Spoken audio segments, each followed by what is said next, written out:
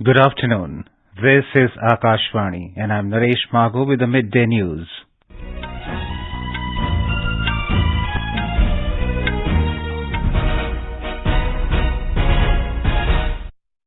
The headlines.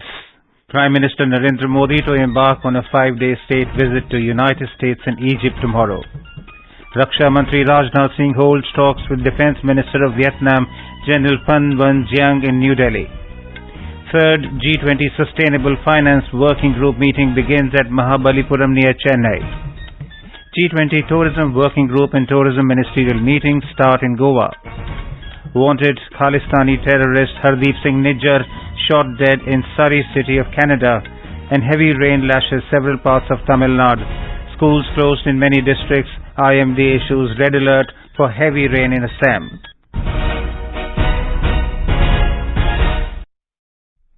Prime Minister Narendra Modi will embark on a 5-day state visit to the United States of America and Egypt from tomorrow.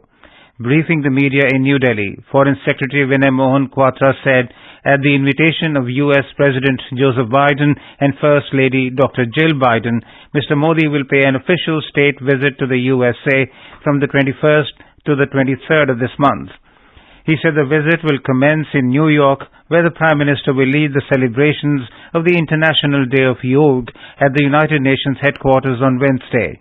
First leg of his program in the US is in New York, which starts on the morning of the 21st with a celebration of the International Day of Yoga at the UN headquarters in the morning of the 21st. You would recall that United Nations General Assembly had adopted a resolution proclaiming June 21st as the International Day of Yoga. The UN General Assembly had adopted a resolution proclaiming June 21 as the International Day of Yoga in December 2014. The Foreign Secretary said Mr. Modi will thereafter travel to Washington, D.C., where he will receive a ceremonial welcome at the White House on Thursday and meet President Biden to continue their high-level dialogue. He said the U.S. President and the First Lady will host a state dinner in honor of the Prime Minister on Thursday evening. Second day of the program in Washington. That's the day of formal bilateral meetings.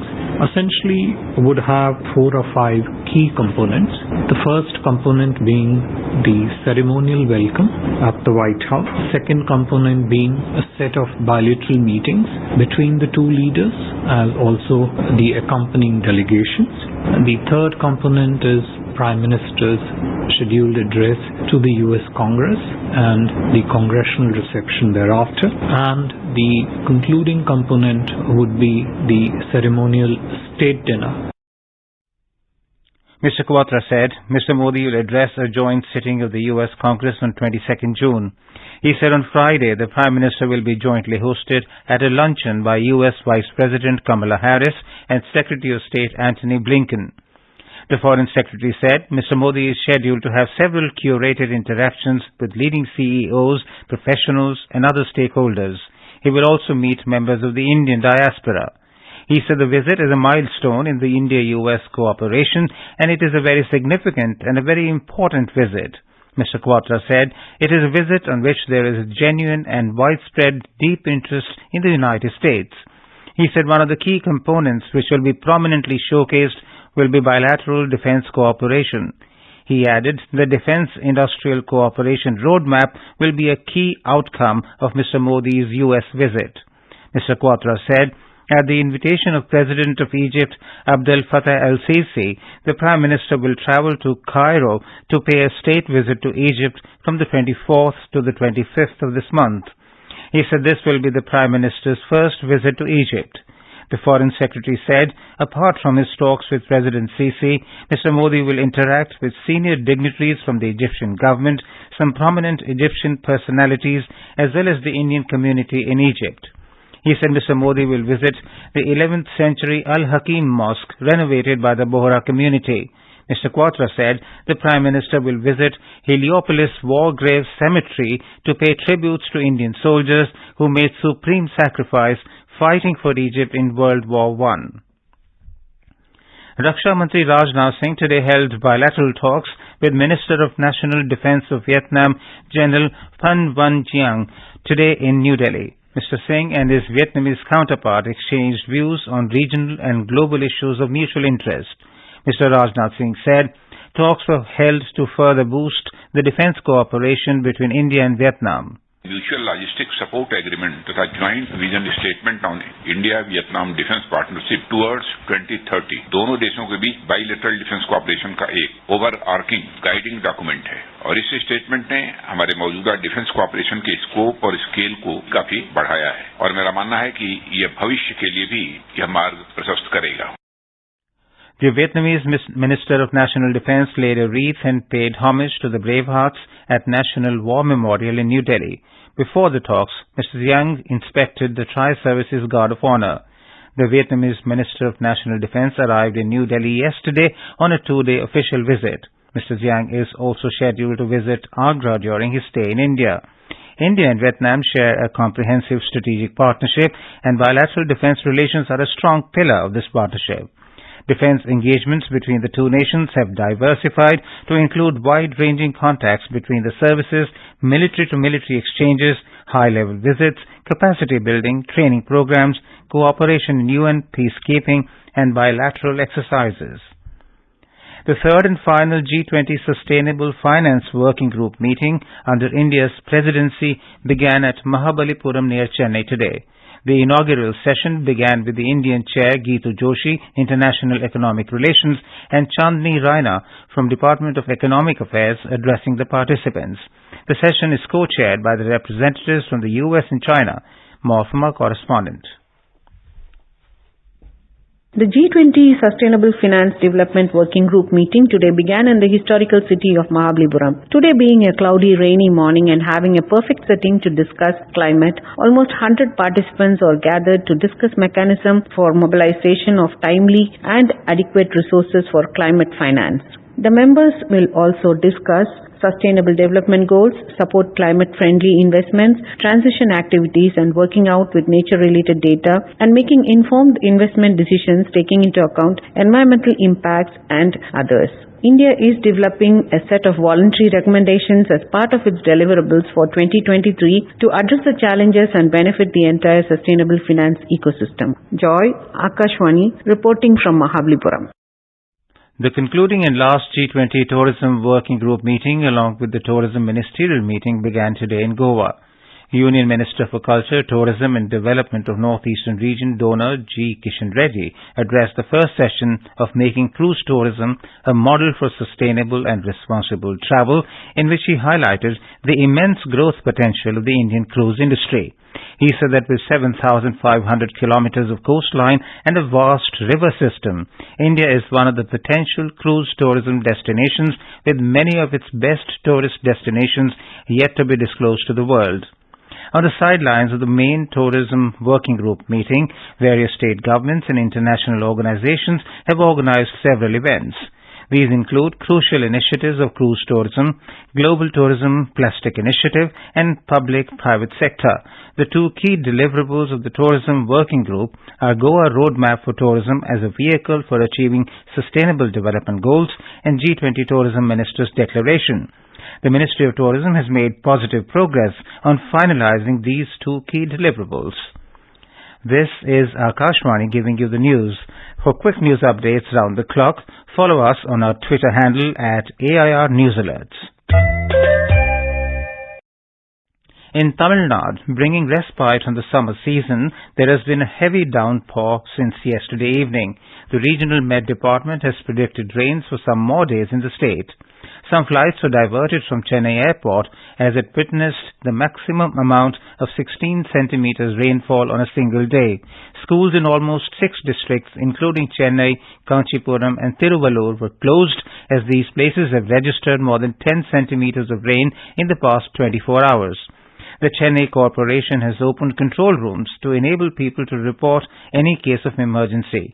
Low-lying areas were cleared immediately by deployment of 2,000 workers. In Assam, the flood situation is grim, with overnight heavy rainfall across several parts of the state and nearly 34,000 people affected in the first wave of floods in at least 11 districts.